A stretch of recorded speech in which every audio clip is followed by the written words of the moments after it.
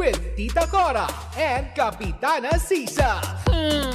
We are number 106.7 Energy FM.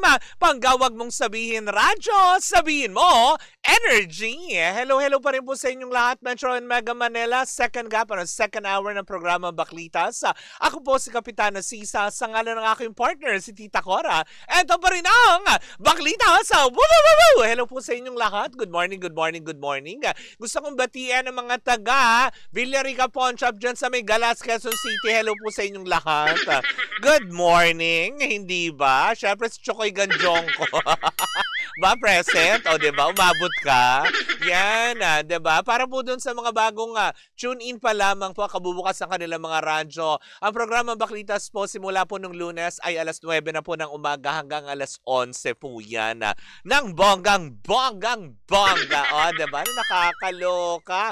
Kaya nga naman wag na natin patagalin pa. Ito na ang ating pangalawang Baklitas. Naku, ito na nga, pangalawang, kumbaga parang ano ba ngayon, Wednesday, pangalawang gabi pa lamang na kung saan nga naman ay palalabas ang Seryeng Roja. Naku, nakakaloka. Di na natapos, kapon may issue kay Maymay.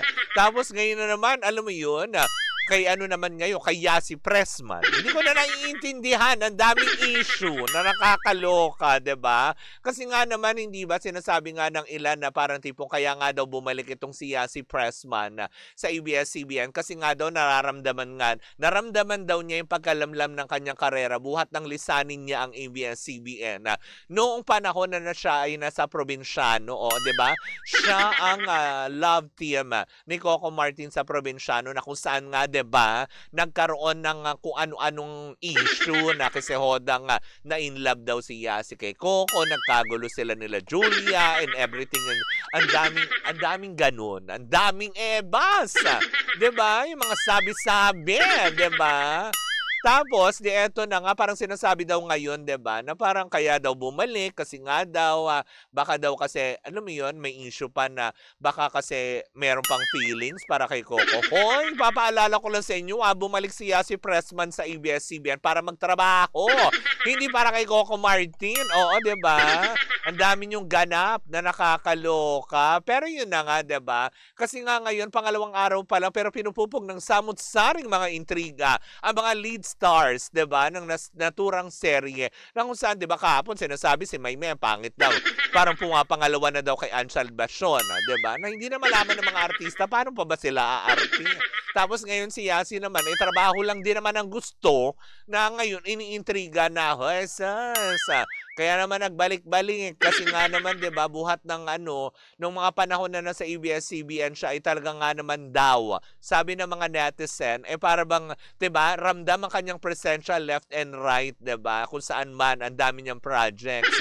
Nung iwan niya ang ABS-CBN actually, wala pang klarong yun, diba? Parang wala pa bang klarong kompirmasyon yun kung ano nga ba naging dahilan na. Pero kasi ang naging nag-surface noong mga panahon na yun is yung issue nila, nag-love triangle daw. Di umano sila, nila Julia Montes, pati ni Coco Martin pati siya. May mga ganon. Pero hindi naman napatunayan yun, hindi ba?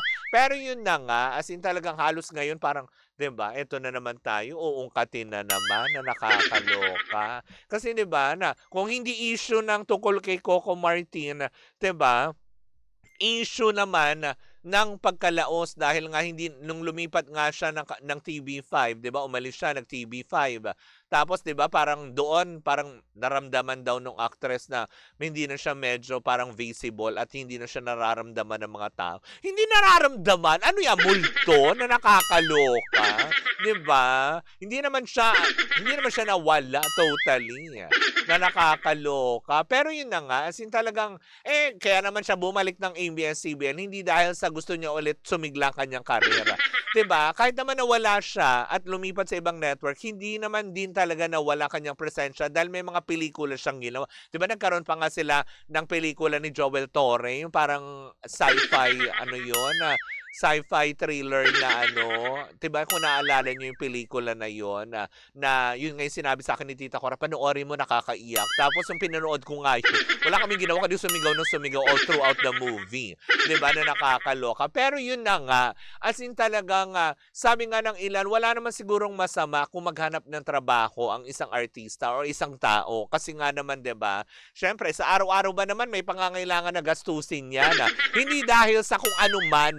'Di ba? Princess Pimentel, sabi niya in fairness naman kay Yasi, sumikat naman siya mula nung nasa ABS-CBN siya. Totoo naman, hindi ba?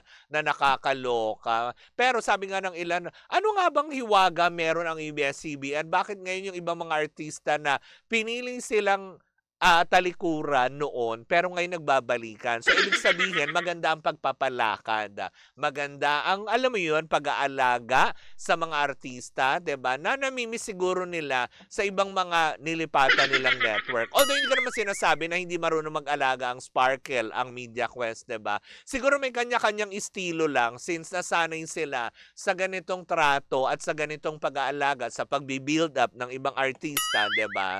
Aminin naman din natin, diba? Nung nag-join force naman talaga ang ABS at ang GMA, diba? Lalo sa Pinoy Big Brother collab nila, diba? Yung ano nila, yung celebrity collab nila na ginagawa na pinagsasama ang Sparkle at ang Star Magic, diba? Aminin naman natin, nakatulong din naman sa mga Sparkle artists, diba? Kasi ngayon, tingnan nyo naman, namamayagpag talaga, diba? Sana magkaroon din ng ganong collaboration na ang Media Quest pati ang Star Magic nang sa gayon na ay matigil na itong mga ganitong klaseng usapin na, hoy, kasi babalik kasi laos na yung mga ganon.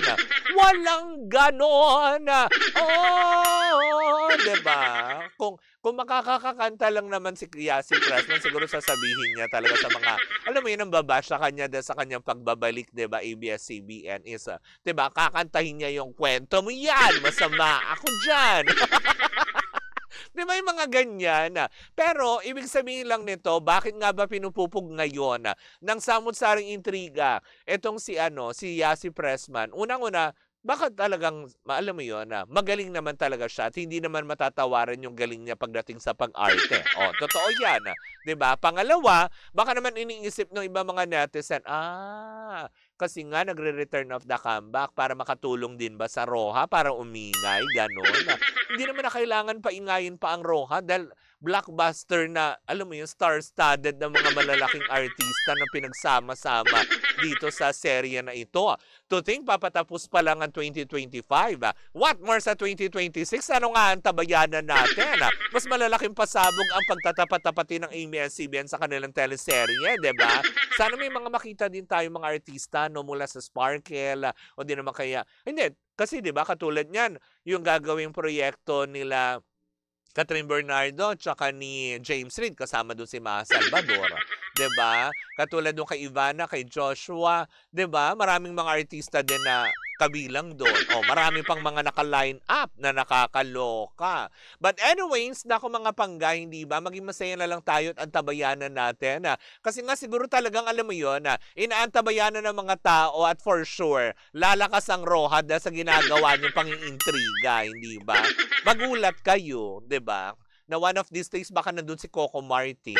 Pag nandun si Coco Martin, may issue naman. O, 'di ba? Na ay binabalikan si Yasi, ganon. 'Di ba? Naka. Well, sama-sama pa rin natin baka tutukan 'yan every weeknights, 'di ba? Sa prime time ng ABS-CBN sa E2C TV5, 'di ba? Ang Roja. Diba? Ay, nako. Anyways, nako mga pangga, ayan na, dito na muna ako, pansamantala ko muna puputulin ang lahat. Wow, puputulin na at magbibigay tugtugan muna tayo, hindi ba? Bukas po makakapiling nyo na po ang Tita Cora nyo, diba? Magbabalik na siya. In the meantime, ako po si Kapitana Sisa, sa ngalan ng aking partner, si Tita Cora. Ito pa rin ang Baklita sa Woo! At tuloy-tuloy pa rin po ang ating tugtugan. Siyempre, dito po lamang yan sa number 1, 6.7 Energy FM. Panggawag mong sabihin radyo, sabihin mo energy.